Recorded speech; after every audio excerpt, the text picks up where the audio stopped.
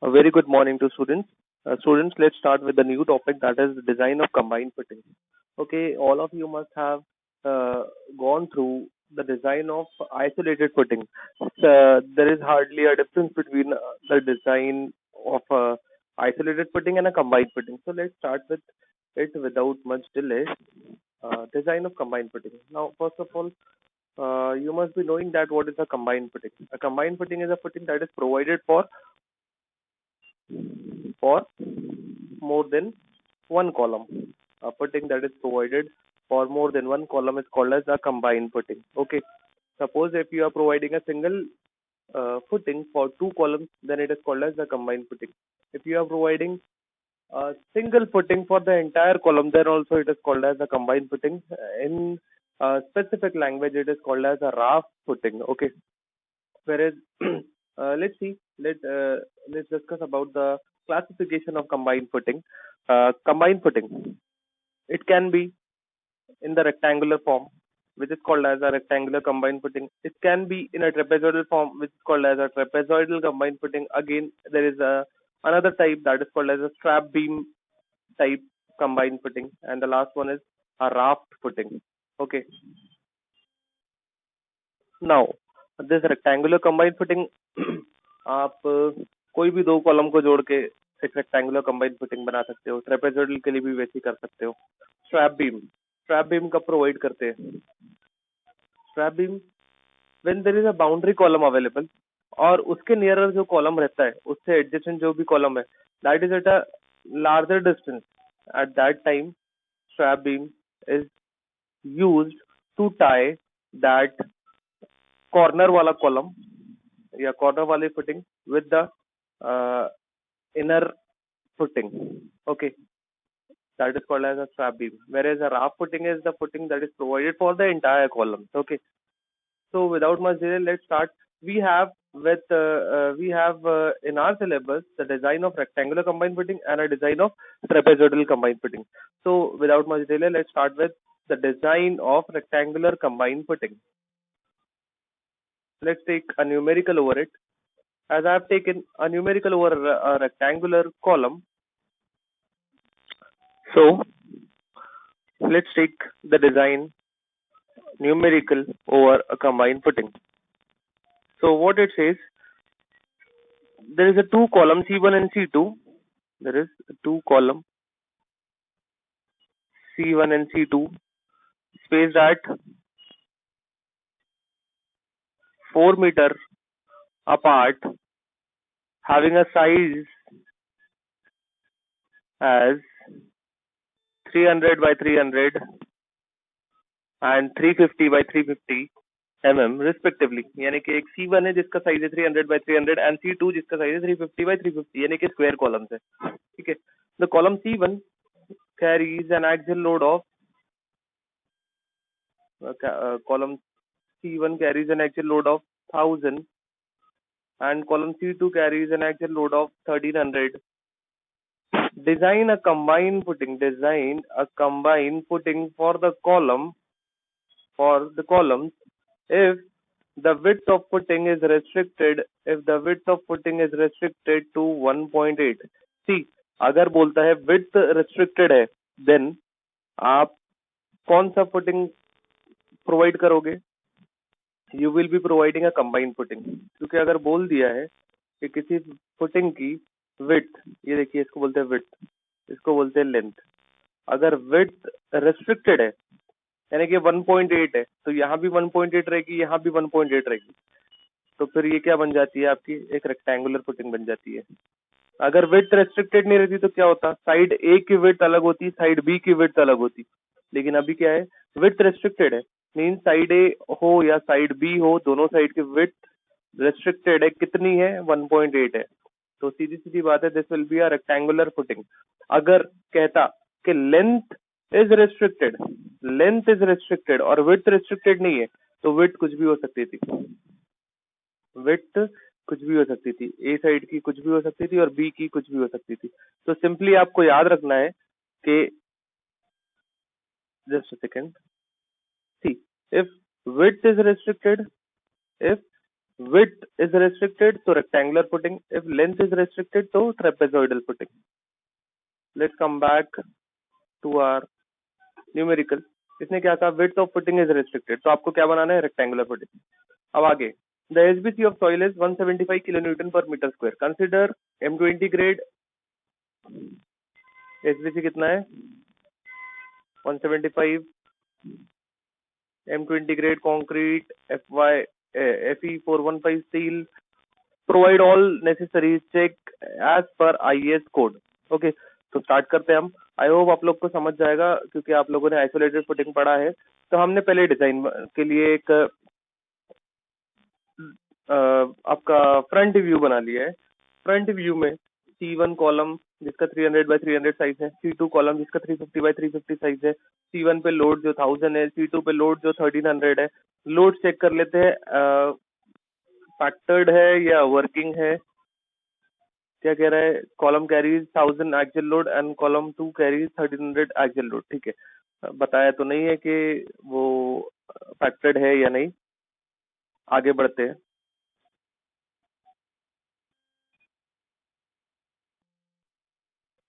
तो वो working loads है. ठीक है, अब दोनों के बीच में स्पेसिंग कितनी है, क्या वो गिवन है, यहाँ दिया है spaced 4 metre apart. Columns are spaced 4 metre apart, तो सेंटर लाइन से दोनों भी 4 मीटर अपार्ट है. टोटल लेंथ पता है क्या, नहीं पता है. विड्थ पता है क्या, हाँ पता है. तो विड्थ के लिए हमको क्या बनाना पड़ेगा, फ्रंट व्यू में तो विड्थ नहीं दिख रहा है तो टॉप व्यू बनाया हमने. टॉप व्यू में विड्थ 1.8 L नहीं पता, C1 का साइज, C2 का साइज और दोनों के बीच की स्पेसिंग. ठीक है, अब FCK गिवन है, FI गिवन है, SBC गिवन है, विड्थ गिवन है. Let's start with the design procedures. पहली चीज डिजाइन कांस्टेंट जो कि आइसोलेटेड फुटिंग में भी चेक करते थे. FCK 20, FY 415. MU limiting for FE415 is 0.138 FCK BD square. आपको हमेशा याद रखना पड़ेगा लिमिटिंग मूवमेंट्स का formula for different grades of steel. जैसे कि 415 है तो 0.138 FCK BD square. ठीक है, अब चलते हैं लोड कैलकुलेशंस पे. फुटिंग 2 कॉलम्स के लिए डिजाइन हो रही है तो दोनों का लोड कंसीडर करेंगे. Load from column C1, load from column C2, P1 and P2 1000 and 1300. अब self weight of footing is 10% of P1 and P2. So 10% of 1000 plus 1300 that comes out to be 230 kilonewton. ठीक है, तो अब इन तीनों का आप total कर लोगे, 1000 plus 1300 plus 230 that comes out to be 2530. But ये total load in working condition है. आपको इसको अल्टीमेट में कन्वर्ट करना पड़ेगा, that is multiplied by 1.5. That gives you the value, कितना आएगा देखते हैं कितना भी आएगा वो, 2530 मल्टीप्लाइड बाय 1.5. ठीक है, आगे चलते हैं. एरिया ऑफ फुटिंग, ये भी स्टेप आपने आइसोलेटेड फुटिंग में किया हुआ है. तो एरिया ऑफ फुटिंग का फॉर्मूला है total working load upon SBC of soil. तो टोटल वर्किंग लोड इज 2530.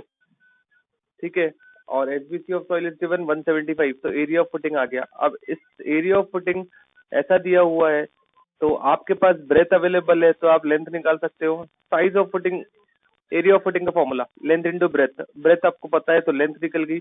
अब आपको ये लेंथ 8.03 कोई डिजाइन करके नहीं देगा तो आपको उसको राउंड ऑफ करना पड़ेगा. That is round off to be 8.1. तो hence provide a footing dimension of size 1.8 by 8.1. breadth is 1.8, length is 8.1. आगे चलते हैं.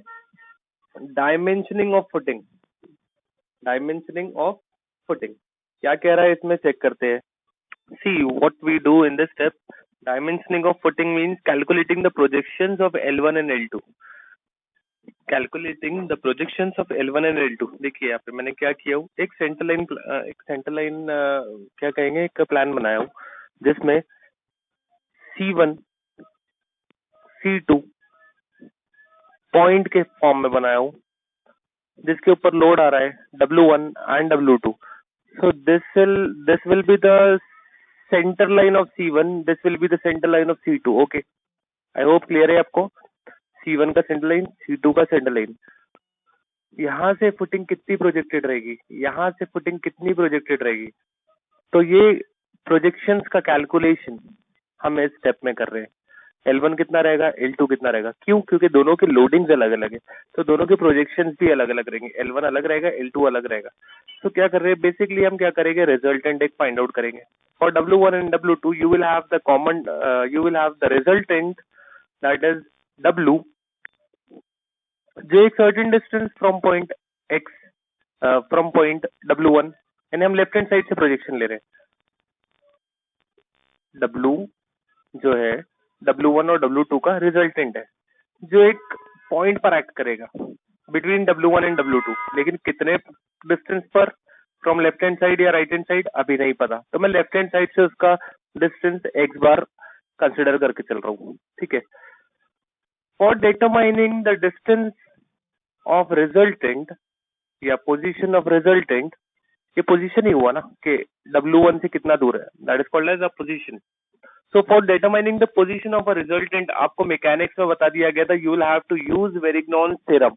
Okay, for determining the position of the resultant, you will have to use Varignon's theorem. So as per Varignon's theorem, the moment of resultant about any point is equal to moment of all the forces about the same point. समझ में आया? Moment of all the forces, यानी कि W1 का भी moment और W2 का भी moment, sum of moment of all the forces about any point equal to moment of resultant about the same point. Simple language में बोलूं तो जितने भी फोर्सेस है उनके मोमेंट का सम, जितने भी फोर्सेस है उनके मोमेंट का sum about any point is equals to moment of resultant about that same point. तो कितने फोर्सेस है यहाँ पे देखते हैं हम। W1 का मोमेंट एट पॉइंट दिस, इसको मैं A कंसिडर करता हूँ। Moment of W1 about A वो 0 हो जाएगा क्योंकि डिस्टेंस ही नहीं है। Moment of W2 about A will be W2 into 4, correct है, W2 into S, S is the spacing जिसकी वैल्यू है 4, is equals to moment of resultant about the same point. तो मोमेंट ऑफ रिजल्टेंट यानी कि moment of W about point A, that means W into X bar, W into X bar. अब क्या क्या values हमारे पास available है, resultant की वैल्यू कितनी होंगी, सम ऑफ ऑल द फोर्सेस, तो W1 plus W2 will be W, that means 2300 will be the value of W। तो क्या क्या अननोन है देख लेते हैं। W2 पता है क्या, हाँ 1300 है, स्पेसिंग कितना है 4 है, W कितना है 2300 है, तो X बार अकेला अननोन है, तो X बार निकाल लेंगे, X bar equal to W2 into S divide by W, तो बस वही किया, X बार निकल गया 2.26। अब पता चल गया रिजल्टेंट जो है वो W1 W2 के बीच में तो है लेकिन एकदम सेंटर पे नहीं है, it is at 2.26 metre from A, correct है। देखिए यहाँ पे मैंने प्लान बना लिया हूँ, यहाँ पे दो कॉलम्स है C1 एंड C2, दोनों के सेंटर से प्रोजेक्शंस बना लिया हूँ L1 एंड L2। रिजल्टेंट यहाँ एक्ट कर रहे हैं जो कि A पॉइंट से 2.26 डिस्टेंस पर है, ठीक है, करेक्ट है। अब यहाँ देखिए जहां रिजल्टेंट रहता है, ये हमने आइसोलेटेड फुटिंग में भी पढ़ा है कि रिजल्टेंट बोलो या लोड बोलो, load should pass through the CG of footing, load should pass through the CG of footing. अब यहाँ पे कैसा है, P1 और P2 है, अब P1 और P2 दोनों को तो सीजी से पास नहीं करा सकते, तो सीजी से क्या पास होगा, रिजल्टेंट पास होगा। तो resultant should pass through the CG of footing, और जहां सीजी है वहां से फुटिंग आपकी हाफ और हाफ डिवाइडेड रहती है। तो आपको दिख गया यहाँ पे कि this is the resultant point, तो रिजल्टेंट से फुटिंग आपकी यहाँ आधी रहेगी और यहाँ आधी रहेगी। So this is clear to all of you.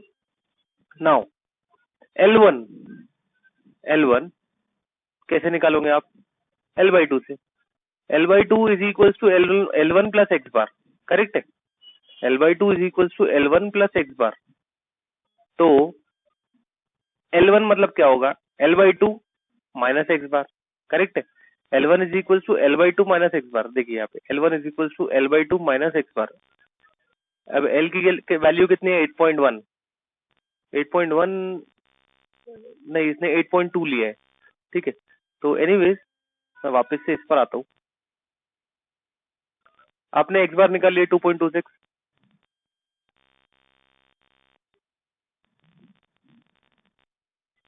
यहाँ 8.1 लिया था, ये दूसरा वाला जो मैं ओपन कर रहा हूँ इसमें 8.2 दिखा रहा है। एनीवेज आप 8.1 ही कंसिडर करेंगे। तो 8.1 बाई 2 माइनस एक्स बार आपका L1 आ जाएगा। ठीक है, अब L1 आ गया आपका, तो L2 मिल जाएगा क्या? L2 कैसे निकालेंगे? L2 निकालना है तो आप क्या करो, टोटल L लो। टोटल L आपको ये पता है यहां से लेके यहां तक स्पेसिंग आपकी, दैट इज S, और ये पता है L1। तो L2 कैसे निकालेंगे? L2 is equal to capital L में से L1 माइनस कर दो और यहां से यहां तक की स्पेसिंग माइनस कर दो, तो बचा हुआ L2 रहेगा। करेक्ट है? तो L2 is equal to capital L minus L1 minus S, तो ये आपको मिल गया L2। L1 का प्रोजेक्शन कम है, L2 का प्रोजेक्शन ज्यादा है। वजह, क्योंकि यहाँ लोडिंग ज्यादा है। यहाँ 1300 की लोडिंग है, यहाँ पे 1000 की लोडिंग है। 1000 की लोडिंग के लिए प्रोजेक्शन कम लगा, 1300 की लोडिंग के लिए प्रोजेक्शन ज्यादा है। आई होप स्टूडेंट्स ये क्लियर हुआ है आपको। हम आगे बढ़ सकते हैं।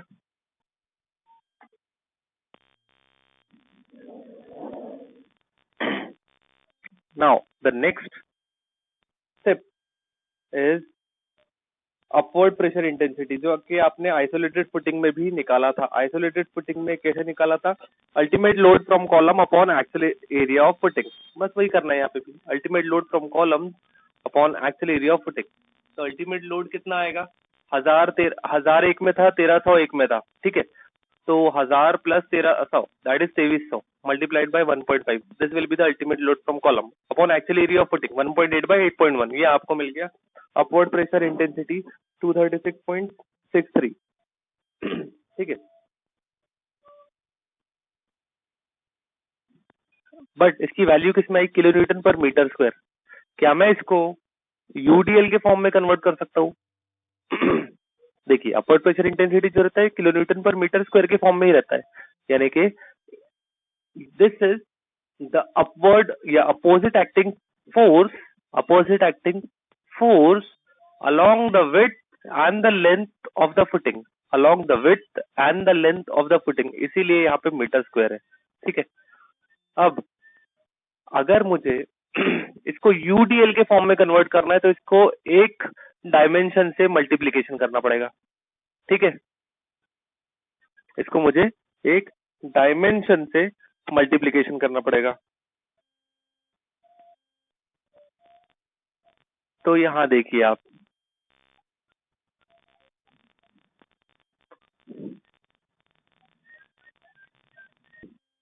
so if I want to show my upward pressure intensity in the UDL format and that too along its length, तो मुझे उसके width से उस मल्टीप्लीकेशन करना पड़ेगा।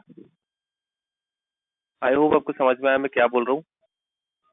देखिए, this was my upward pressure intensity जो कि 236 समथिंग आई है ना।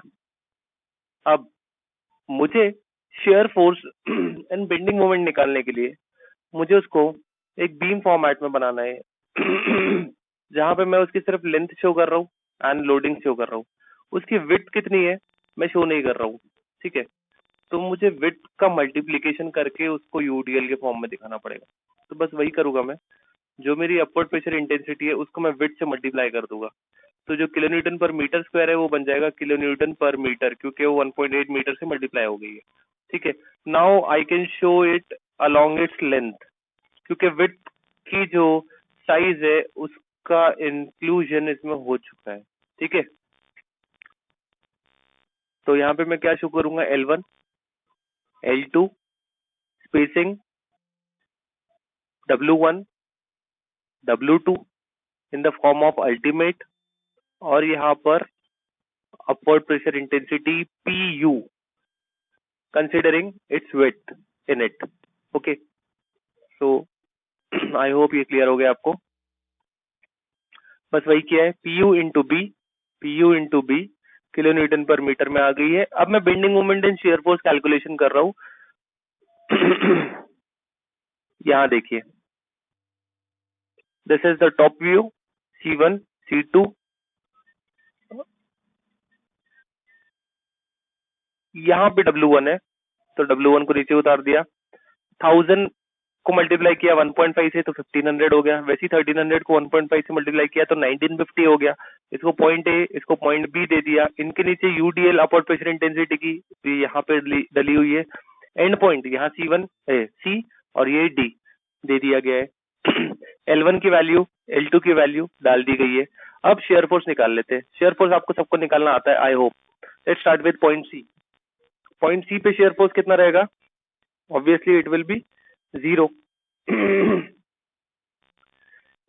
Share force at A left, D की बात नहीं करता, ए लेफ्ट की बात करता हूँ। डी पे भी 0 ही रहेगा, आपको पता है। ए लेफ्ट पे कितना आएगा? 425.93 इंटू 1.79, 425.93 इंटू 1.79, ये वैल्यू आ गई। ए राइट में जाएगी तो 1500 का माइनस हो जाएगा, करेक्ट है, ये वैल्यू आ गई। Share force eight be left में क्या होगा? ये 425.93 मल्टीप्लाइड बाय 1.79 प्लस ये 4 है यहाँ पे, है ना, स्पेसिंग ए और बी के बीच का, तो बस वही रहेगा। देखिए पुरानी वैल्यू, अच्छा ओके, तो कैसा कर रहा है? या तो ऐसा कर लो 425.93 इंटू 1.79 प्लस 4 माइनस 1500, ऐसा कर लो। या तो सिंपली ए राइट से जो वैल्यू आई है उसको लो और उसके बाद कितना लोडिंग है वो इतना है, कितना होगा ये 425.93 इंटू 4 अपवर्ड फॉर्म में, यानी प्लस 425.93 इंटू 4, ये कर दिया सम, उसमें ये वैल्यू आ गई। अब बी राइट जाएंगे तो 1950 का माइनस हो जाएगा, ठीक है, तो जो वैल्यू आएगी वो लिख देंगे हम, ठीक है। कितना वैल्यू आएगा उसका? एक सेकंड होल्ड कीजिए आप, मैं यहाँ पे लिख देता हूँ इसका value. This value will comes out to B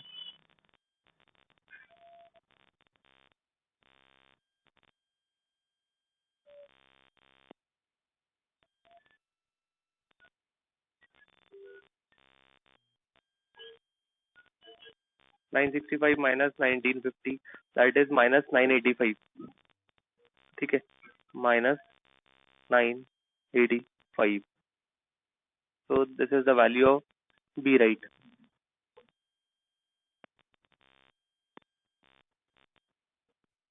Okay. आगे चलते हैं, इसका शेयर फोर्स डायग्राम बना लेते हैं, और डी पे तो 0 रहेगा, तो ये 0, फिर ये 762 ऊपर गया, फिर 738 नीचे गया, फिर बी लेफ्ट पे 965 पॉइंट जो भी है, फिर बी राइट पे 985 ये आ गया, और फिर डी पे 0। This is the shear force diagram जहां पे हमको पॉइंट ऑफ 0 शेयर मिला है, पॉइंट ऑफ 0 शेयर। इसको कैसे निकालते हैं? बाय सिमिलैरिटी ऑफ ट्रायंगल, यानी कि ये value divide by x equals to ये value divide by 4 minus x. 4 कहाँ से आया? अगर ये इसको मैंने एक्स दिया, यहाँ से यहाँ तक का डिस्टेंस 4 है, इसको एक्स दिया तो ये बचा 4 माइनस एक्स, सही है। तो 738 divide by X is equals to 965 divide by 4 minus X. तो एक्स की value 1.73 from column C, that is from point A, correct है। आगे चलते हैं, बेंडिंग मोमेंट कैलकुलेशन करते हैं। Bending moment at C and D तो 0 रहेगा, ठीक है ना। बेंडिंग मोमेंट एट ए निकालना है, तो कैसे निकालेंगे? आपको आता है, आप 425.93 को लेंगे, 425.93 इंटू 1.79, ये हो गया आपका पॉइंट लोड जो कि यहाँ पे ऐड करेगा। इसकी वैल्यू कितनी? 425.93 इंटू 1.79, ठीक है। अब उसको ए पे कन्वर्ट करना है, तो इंटू 1.79/2 इंटू 1.79/2 अगर बोला जाए तो वो हो जाएगा 1.79 स्क्वायर बाय 2, तो ये आ गई आपकी वैल्यू। वैसे ही बेंडिंग मोमेंट एट बी निकाल लो आप। बेंडिंग मोमेंट एट बी कैसे निकालोगे आप? यहाँ पर निकालना है बेंडिंग मोमेंट, तो क्या करोगे? ये डिस्टेंस कितना है? 1.79 प्लस 4, दैट इज कितना हो गया? या तो सिंपली आप इस एंड से निकाल लो, 425.93 इंटू 2.26 स्क्वायर बाय 2, करेक्ट है, ये निकल गया। इसकी वैल्यू ये आ गई, ठीक है।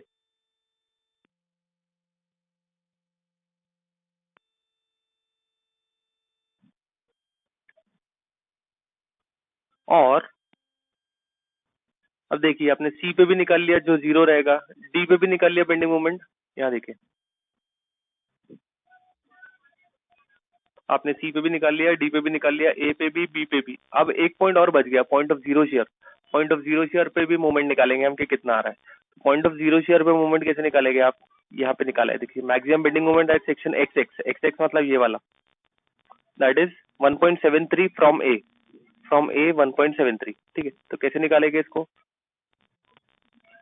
1500 इंटू 1.73 माइनस में, क्योंकि एंटी क्लॉकवाइज जा रहा है, 1500 इंटू ये वाले एक्स एक्स पर, 1500 इंटू 1.73, ठीक है। अब उसके बाद अपवर्ड प्रेशर इंटेंसिटी का, तो 425.93 इंटू ये कितना डिस्टेंस है, 1.79 plus 1.73, that is 3.52 square by 2। देखिए यहाँ पे 1.79 प्लस 1.73 दैट इज 3.52 का स्क्वायर डिवाइड बाई 2, तो इसकी वैल्यू हो गई 43.72। पॉजिटिव है इसलिए सैगिंग, ये भी पॉजिटिव था इसलिए सैगिंग, ये भी पॉजिटिव है इसलिए सैगिंग। आई होप स्टूडेंट्स क्लियर है आपको ये। अब इसको प्लॉट कर दिया, सैगिंग मतलब ऊपर, और क्योंकि यूडीएल था तो आपका शेयर फोर्स डायग्राम इस तरीके से, स्ट्रेट इंक्लाइन लाइन, ठीक है। तो बेंडिंग मोमेंट कैसा रहेगा, कर्व, और सैगिंग आया तीनों तो ऊपर, तो सी से जो कि 0 है यहाँ से ऊपर गया ए पर, 683 वैल्यू अचीव किया। फिर पॉइंट ऑफ जीरो शेयर पे आया, जितनी वैल्यू आई थी 43.72, तो यहाँ लाया। फिर ए पर बी पर कितनी वैल्यू आई थी 1088, तो उनको यहाँ लेकर आया। फिर डी पे 0, तो ऐसा। तो this is your bending moment, ठीक है। अब आगे बढ़ते हैं, आपका मैक्सिमम बेंडिंग मोमेंट कितना है आप चेक कर लो इसमें। आपका मैक्सिमम बेंडिंग मोमेंट की वैल्यू ये है 1088, करेक्ट है, 1088। तो मैक्सिमम बेंडिंग मोमेंट मिल गया आपको। फॉर मैक्सिमम बेंडिंग मोमेंट आप डिजाइन करोगे, ठीक है। अब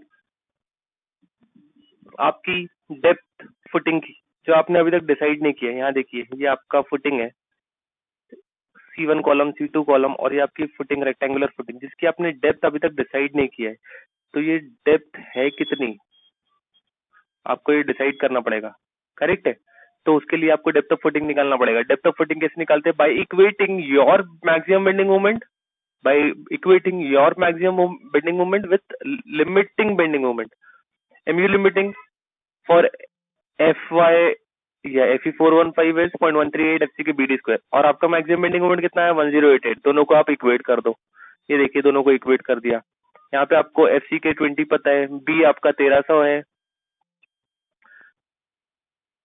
सॉरी 1800 है आई थिंक। अब चेक करते हैं हम B कितना है हमारा, हमारा B आई थिंक 1800 है, यस B इज 1.8।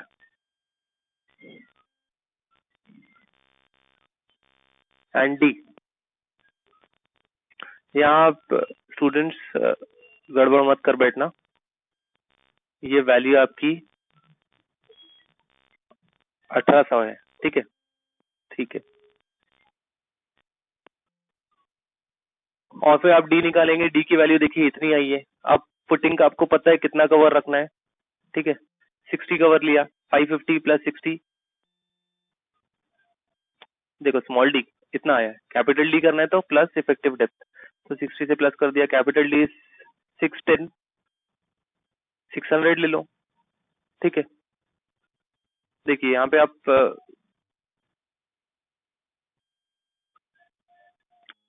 पीछे नहीं जाओ, इसको 610 ही लो, 610 और 550, ये आप साइज डिसाइड करो, ठीक है। कभी भी पीछे नहीं जाना, आपने आगे ही रहना है। तो 610 प्लस 610 आगे आपका कैपिटल डी, तो स्मॉल डी हो जाएगा 550, तो आप वो फाइनल रखो।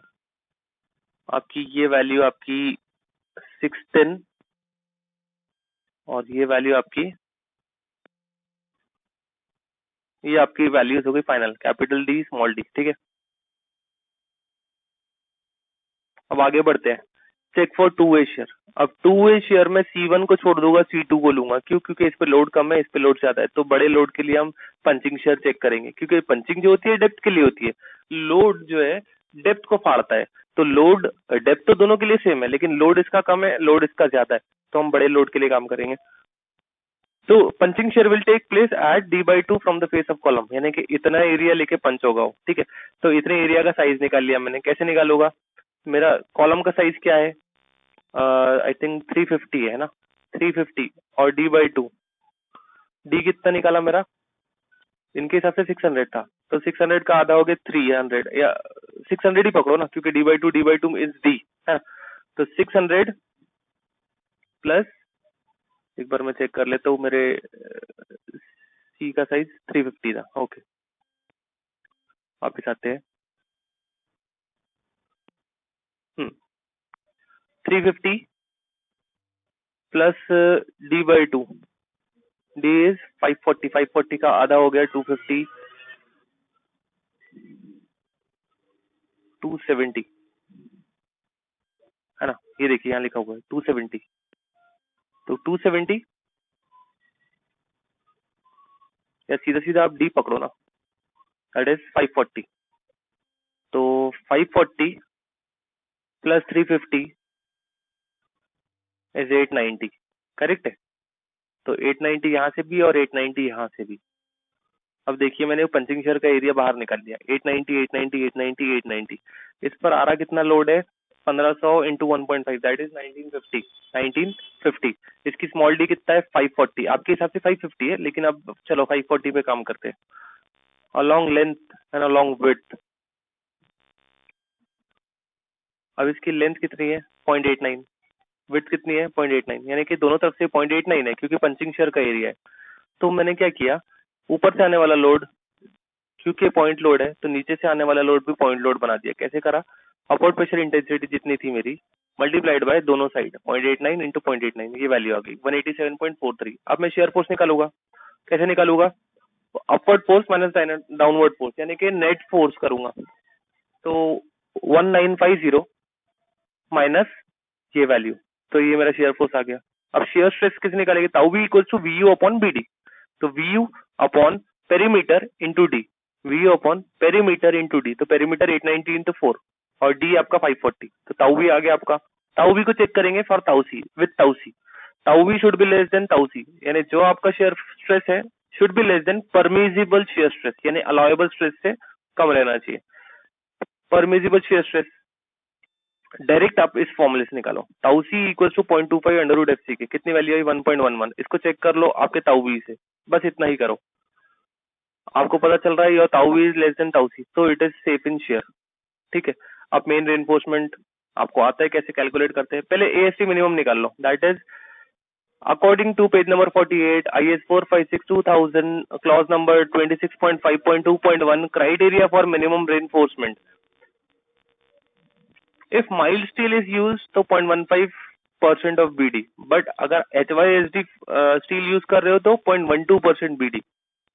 तो आप 0.12% BD लोगे, क्योंकि आप HYSD स्टील यूज करते हो, तो उसके हिसाब से 0.12% BD, B 1800, D 600, AST minimum इतना आ गया। अब AST निकालेंगे आप फॉर योर मेन रेनफोर्समेंट या फुटिंग का मेन रेनफोर्समेंट के लिए। तो फॉर्मूला आपको पता ही है, ये फॉर्मूला है आपका। अब ये फॉर्मूले में वैल्यू डाल देंगे सभी इसकी, MU।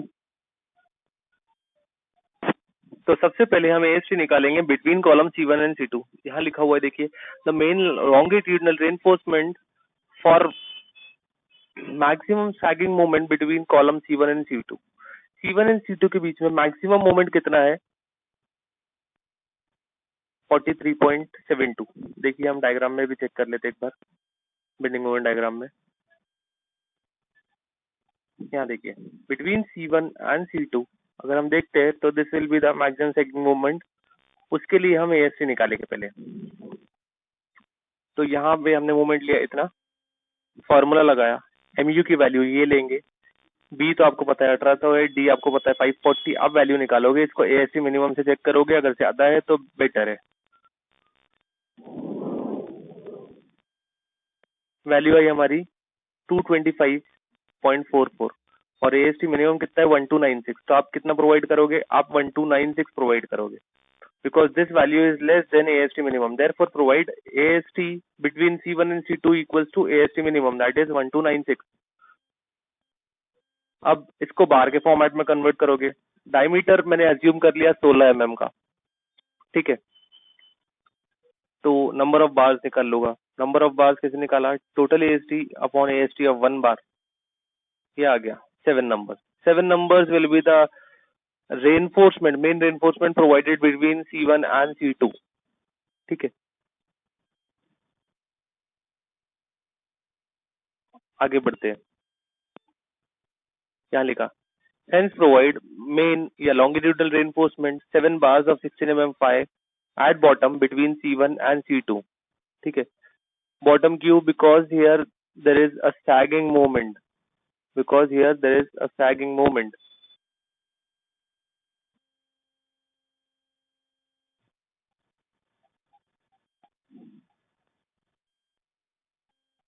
देखिए यहाँ sagging moment है, इसको हमें यहाँ पे टेंशन नीचे है तो बॉटम में रेनफोर्समेंट लगेंगे। आई होप क्लियर हो गया स्टूडेंट्स आपको। आगे बढ़ते हैं।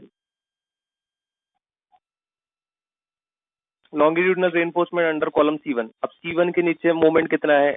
इतना मोमेंट है। वापस से AST निकाला, ये मोमेंट लिया, वैल्यू निकाला, AST मिनिमम से चेक किया, पता चला बड़ी है तो ये रखेंगे हम बिटवीन अंडर कॉलम C1। तो बिलो कॉलम C1 या under column C1 available AST from between column C1 and C2 is this. मैंने क्या किया, जो मेरा बिटवीन C1 एंड C2 आया था उसको थ्रू आउट डाल दिया। देखो थ्रू आउट डाल दिया, यानी कि ना सिर्फ बिटवीन C1 एंड C2 रखा, लेकिन अंडर कॉलम C1 भी ले लिया, अंडर कॉलम C2 भी ले लिया। तो ऑलरेडी वहां पर बार्स आ चुके हैं, कहने का मतलब, ठीक है। तो अवेलेबल AST 1 फ्रॉम कहां से? From between column C1 and C2 is 7 bars of 16 mm 5। That is AST कितना प्रोवाइडेड है ऑलरेडी? 7 bars of 16 mm 5। अगर AST के फॉर्मेट में देख लूं तो इतना ऑलरेडी डाल चुके हैं, इतने में से इतना हमने पहले ही खींच लिया। तो बस और कितना प्रोवाइड करना है? तो AST कितना प्रोवाइड करना है? और इतने में से इतना माइनस, देखिए इतने में से इतना माइनस, यानी इतना और प्रोवाइड करना है। अब मैंने 25 का बार लिया, नंबर ऑफ बार्स निकाला तो इतना आया। तो मुझे 7 बार 16 mm के, वो तो मैं थ्रू आउट डाल ही रहा था, साथ साथ में मुझे 5 बार 25 mm के भी डालना पड़ेगा under column C1, that will be extra bars, ठीक है। वैसे ही अंडर कॉलम C2 चेक कर लेते हैं। C2 के नीचे मोमेंट कितना? इतना है। तो AST निकाल लेते हैं और AST मिनिमम से चेक करते हैं, ऑब्वियसली बड़ी वैल्यू है। अब अवेलेबल कितना है? 7 बार 16 mm के, यानी कि इतना अवेलेबल है। तो इतने में से इतना माइनस कर देते हैं। देखिए 6790 में से इतना माइनस कर दिया, तो इतना और डालना है। तो 32 का बार लेता हूँ, क्योंकि नंबर्स बहुत आएंगे ना, 25 का भी लूंगा तो बहुत नंबर्स आएंगे, इसलिए 32 का बार लिया तो 7 नंबर्स आ रहे। तो 7 बार 16 mm के साथ साथ 7 बार 32 mm के भी डालना पड़ेगा अंडर कॉलम C2। आई होप स्टूडेंट्स ये आपको क्लियर हो गया है। Design of transverse reinforcement. अब आपके लॉन्गिट्यूडनल रेनफोर्समेंट तो हो गए, ट्रांसवर्स रेनफोर्समेंट। तो ट्रांसवर्स रेनफोर्समेंट के लिए क्या करेंगे? तो देखिए ट्रांसवर्स रेनफोर्समेंट जो रहते हैं वो थ्रू आउट नहीं डाले जाएंगे, यानी यहाँ से लेके यहाँ तक थ्रू आउट नहीं डाले जाएंगे। वो सिर्फ कॉलम प्लस, यानी कॉलम के width plus D from left and D from right, इतने ही एरिया में हम ट्रांसवर्स रेनफोर्समेंट डालेंगे। कहने का मतलब BC प्लस 2D में ही ट्रांसवर्स रेनफोर्समेंट डालेंगे, जिसका साइज अगर देखूं मैं तो 350 plus 2 times small D, that is 540, that is the value is 1430। इतने साइज में ही मुझे ट्रांसवर्स रेनफोर्समेंट डालना है। And the same is the case for second column, ठीक है। मैंने ये कॉलम का साइज नहीं लिया, ये कॉलम का साइज लिया, इसके लिए पहले निकाल लेता हूँ।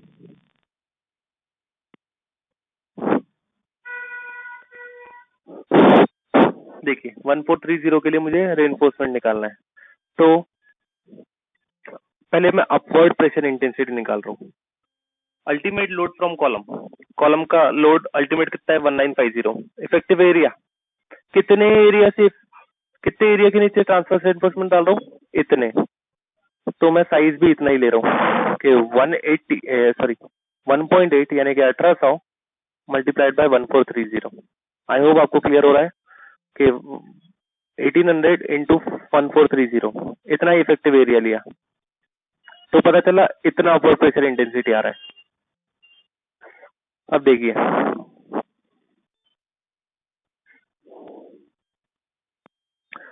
मैं ट्रांसफर रेनफोर्समेंट के लिए कैलकुलेशन कर रहा हूँ, ऐसे रेनफोर्समेंट के लिए तो मुझे ये वाला फेज सामने लेकर कैलकुलेशन करना पड़ेगा। तो देखिए मैं वही कर रहा हूँ, 1800 वाला फेज सामने ले लिया, ये वाला फेज कितना हो गया 1430, ठीक है 1430 वाला।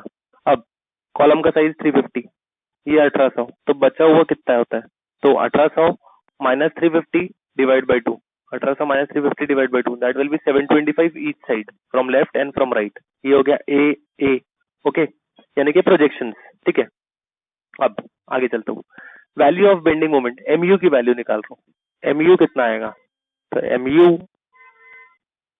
मोमेंट कहाँ से आएगा, फिक्स पॉइंट से, जो कैंटिलीवर है वहां ये इतना पोर्शन मोमेंट क्रिएट करेगा, यहाँ भी इतना पोर्शन मोमेंट क्रिएट करेगा, करेक्ट है।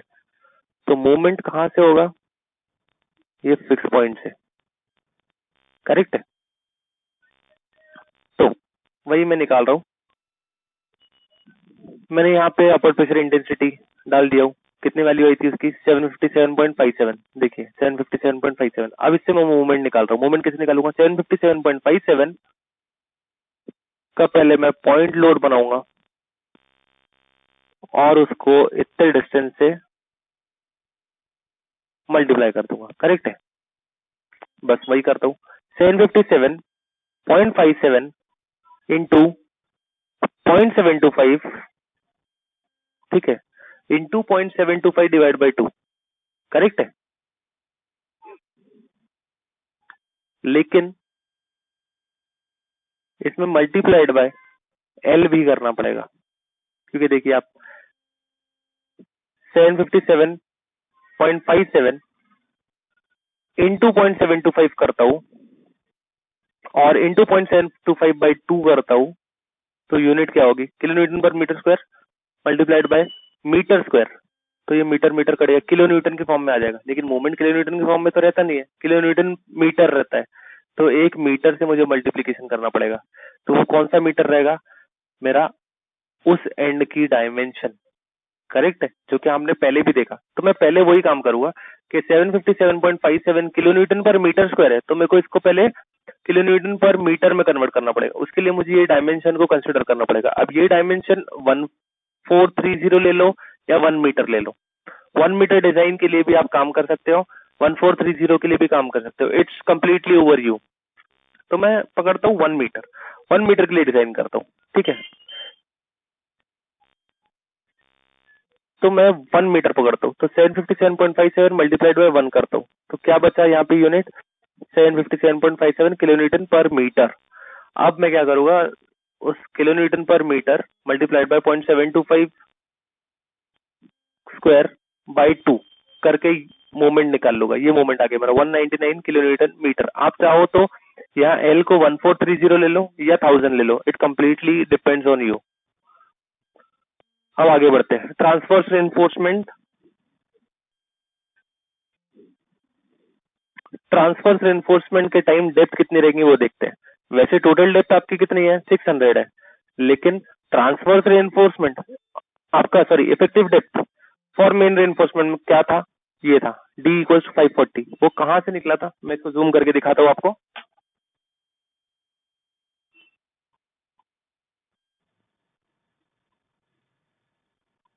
यहाँ देखिए,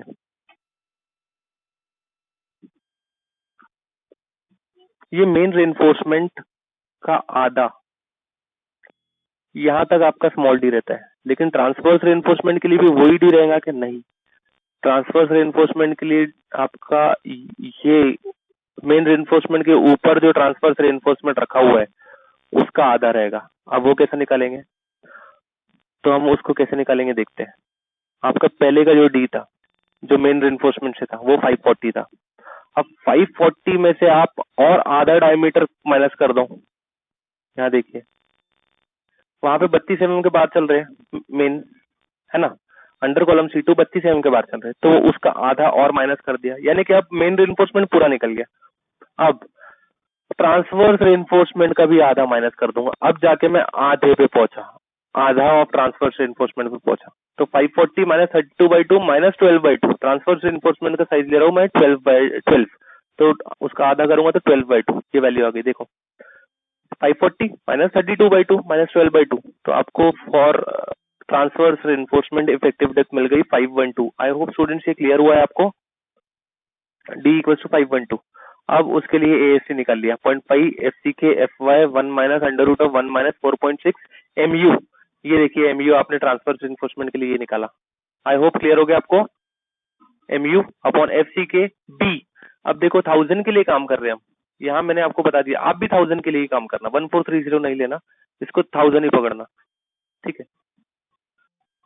तो B इंटू D स्क्वायर, ये D है आपका, ये आ गया आपका AST फॉर ट्रांसवर्स रेनफोर्समेंट। अब 12 के बार डाल रहे हो आप, तो आप स्पेसिंग निकाल सकते हो। Spacing equals to AST of 1 bar upon total AST multiplied by 1000, ये आपको मिल गया। तो इसको 100 के हिसाब से आप अलोंग दिस लेंथ डालते चले जाओ, यहाँ से स्टार्ट करो 100 की स्पेसिंग से इसको डालते चले जाओ 1430 तक कवर करो, फिर ये वाले कॉलम को भी वैसे ही कवर करो। कितने डिस्टेंस के लिए? यही B प्लस 2D के लिए। आई होप स्टूडेंट क्लियर हो गया आपको ये। तो आप क्या करेंगे 1430 जब भी मोमेंट निकालेंगे वहां से आप यहाँ देखिए, जब भी आप मोमेंट निकाल रहे हो आप 1.8 वाला साइज, क्योंकि आपको फ्रंट फेस चाहिए रहता है बार का, तो आप ये वाला साइज सामने रख के इसके अंदर जो बार डालने हैं उसके लिए कैलकुलेशन कर रहे हो, ठीक है। तो लंबाई कितनी पकड़ना है, आप 1 मीटर के लिए डिजाइन करोगे, तो वही किया। ये किलोन्यूटन पर मीटर स्क्वायर को पहले किलोन्यूटन पर मीटर में कन्वर्ट किया, यानी कि इन the form of UDL convert किया। उसके लिए मुझे ये वाला डायरेक्शन कंसीडर करना था, ये वाला डायमेंशन में 1 मीटर कंसीडर किया, तो किलोन्यूटन पर मीटर हो गया। तो किलोन्यूटन पर मीटर में आपका UDL रेडी है, तो उस UDL इंटू 0.725 स्क्वायर बाई 2 करने से आपको ये मूवमेंट मिल गया। इफेक्टिव डेप्थ चेंज किया फॉर ट्रांसवर्स रेनफोर्समेंट, क्या किया, मेन रेनफोर्समेंट का आधा बार और काट दिया और ट्रांसवर्स रेनफोर्समेंट का भी आधा बार काट दिया। ये देखो ये आपको ट्रांसवर्स रेनफोर्समेंट के लिए इफेक्टिव डेप्थ मिल गया। उसके लिए AST निकाल लिया नया MU डाल के, विड्थ आपकी 1000 ले रहे हो आप और नया डेप्थ डाल के, और स्पेसिंग निकाल लिया। क्योंकि 1000 mm के लिए 1 मीटर लेंथ के लिए आप डिजाइन कर रहे हो, तो आपकी नंबर्स नहीं निकलेंगे, आपके स्पेसिंग निकले। तो spacing equals to AST of 1 bar upon total AST multiplied by 1000, ये आपका AST स्पेसिंग निकल गया। बस अब आपको पता तो है कितने इसमें डालना है, तो वहां 100 के स्पेसिंग पर आप बार को डाल दोगे 1430 पर, यानी कि इतने पर, और फिर उसके बाद 1380 पर। That's it. अब आप मेरे रेनफोर्समेंट डिटेलिंग देख लीजिए, ये आपको टॉप व्यू बना लिया मैंने, ये आपके रेनफोर्समेंट एट बॉटम देखते हो पहले। तो पहले मैंने बीच का निकाला था 7 बार ऑफ 16 mm जो थ्रू आउट खींच लिया था, तो ऐसे थे। अब C2 के नीचे एक्स्ट्रा बार जितने, C1 के नीचे एक्स्ट्रा बार जितने, वो लिख डाला। अब बॉटम पे जो बार डले, टॉप पे भी आपको बार डालना पड़ता है, तो टॉप पे आप कौन से बार डालते हो, बिटवीन C1 एंड C2 वाले, वही बार्स को आप थ्रू आउट डाल देते हो टॉप पे भी। ये आपका reinforcement plan at top and bottom निकल गया।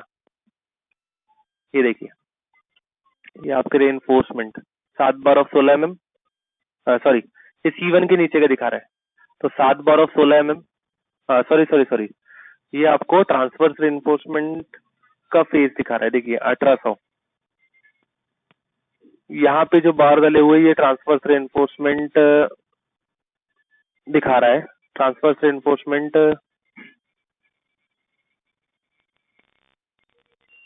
वैसे तो ऊपर दिखाना चाहिए, इसने बराबर बनाया नहीं है। यहाँ देखते हैं, ठीक है, ये वाला डायग्राम आप ना बनाए तो भी चलेगा। यहाँ आते हैं, ये देखिए main reinforcement, 7 bars of 16 mm, extra bar इसमें 32 के 7 बार, 25 के 5 बार। अब इसके ऊपर डल गए आपके, ये देखिए, ये डल गए आपके ट्रांसवर्स रेनफोर्समेंट्स, ये ट्रांसवर्स रेनफोर्समेंट, ये ट्रांसवर्स रेनफोर्समेंट, जिनको उसने सबको एक साथ पकड़ के यहाँ लिख दिया। 12 mm के 100 mm सेंटर टू सेंटर वाली transverse reinforcement. Same here case, that's it. So this is all about the design of combined footing. I hope students ये भी आपको क्लियर हो गया है। That is it about the combined footing design. Now we'll, in the next lecture, move ahead for the design of retaining wall. Thank you.